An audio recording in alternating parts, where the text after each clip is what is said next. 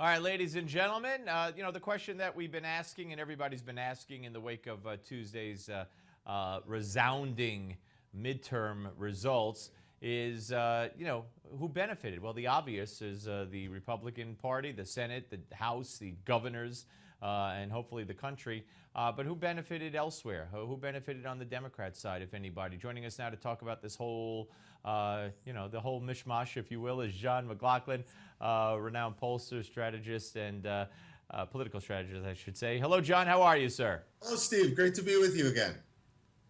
Yeah, well, we talked before, and it was all about, based on turnout. That's what we were all looking for. What would the turnout be? We kind of got the message, I guess. Was the turnout? I mean, could we assume that the base of the Democratic Party stayed home? I mean, is that what we were looking at? Not really. Well, the Democrats didn't get their edge. And they didn't get the 130 million people that came out last time that gave the Democrats 6-7 point edge. This time the exit polls had the party even, 36 to 36, but you still had the independents. And the difference was the independents were going for the Republicans. So the Democrats that did come out overwhelmingly went for, they overwhelmingly went for the Democrats, but the Republicans went for the Republicans. The key difference was the majority of voters disapproved the president. And that was the key thing. The last time we spoke, we said the key for the Republicans was the president in our surveys had a 56 disapproval rating. And in these exit surveys, the president had a 54% disapproval rating. And they voted 85 to 30, or 83 to 13. 83% for the Republican, only 15% for the Democrat. So it was really a referendum on the president and his policies. Yeah, no matter how much he said it wouldn't be going into it, and no matter how much the White House has tried to spin it since, there's absolutely no doubt about that. It was a referendum. I hate to get political with you here, but you would think that being the case, the president might try to do what some would say triangulate, as Dick Morris put it with Bill Clinton, or what others have done in the past, George W. Bush, Ronald Reagan. But it doesn't seem, based on his first press conference, that that's what he's going to do. If he doesn't, if he stays to his guns and he signs an executive order and he doesn't, there's no compromise with this Republican Senate or House. Going forward, do you think that will hurt the Democratic Party more in 2 years or the Republican Party more in 2 years? It could hurt the Democrats because the first premise of triangulation under Dick Morris was that you went to the center. This president hasn't gone to the center. He keeps going to the left. So here, where you have 4 to 10 voters who say they're conservatives and roughly 4 to 10 who say they're moderates, the Republicans have made inroads among the moderates, and they're winning the conservatives big because this president, he plays to a liberal base that's only 20% of the electorate. So your premise there is if the president went to the center, maybe that would happen, but he hasn't, and he's gone left, and this was a rejection of those policies this election. What about Hillary?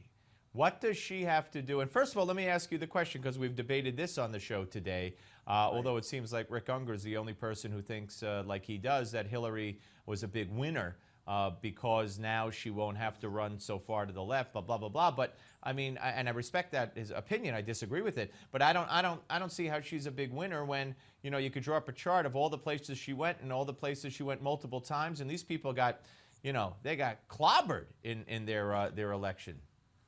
Well, I think where she's not a winner is, and you can go back to 2007. Everyone thought she was going to be the nominee. You thought you were going to have a Giuliani-Hillary contest, and it just didn't happen. So this time, here we are again, deja vu all over again, where they think it's going to be Hillary. And I think what's going to happen is you're going to have the Democratic Party destabilized, where the progressive wing is going back to war with the moderates and the more pragmatic members of their party. Because right now, you're having a rejection of the president because he lost so much in the Senate for the Democrats. He lost their Senate majority. And he's got them at the lowest level of members of the House going back decades. They can't remember when they had so few members in the House.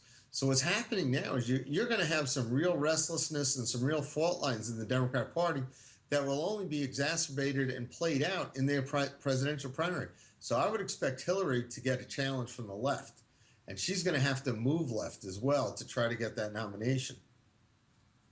And then it's they always do that, and then move to the center for the general election. But I wonder how easy it's going to be if you're running left, and then you have to answer, hey, the previous president, Barack Obama, did this. What would you have done? How all of a sudden, after you just ran all the way to the left, are you going to say, oh no, I disagree with what Obama did? Anyway, it's the fascinating game of politics of which you are the expert, and that's why I love talking to you, John.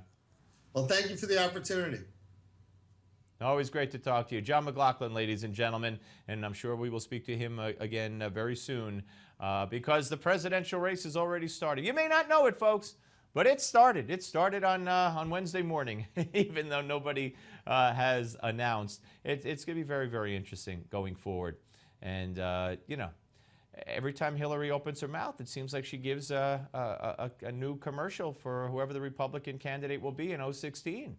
Whether it's about being broke, or whether it's about businesses and corporations don't create jobs, or, you could list the gaffes, if you want to call them, that she's made since her book tour started. All right, we'll be back with author, journalist, and biographer Thomas Mayer after the break. But first, let's take a look at the influential life of civil rights leader Martin Luther King Jr.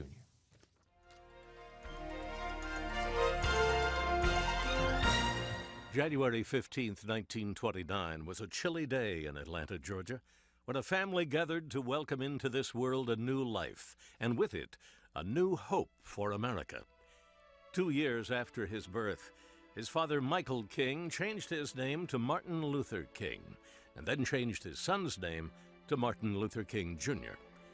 Throughout his 39 years, he instilled in Americans a new spirit of justice and freedom, based on equality instead of status, and character instead of race. He waged a nonviolent war on racial segregation, with appearances that radiated with an energy that transcended all races, all faiths, and people of all ages, with words that still resonate today. I may not get there with you, but I want you to know tonight that we as a people will get to the promised land. He spoke to us of his dreams and his beliefs that justice too long delayed is justice denied. You're watching An American Moment on Newsmax TV.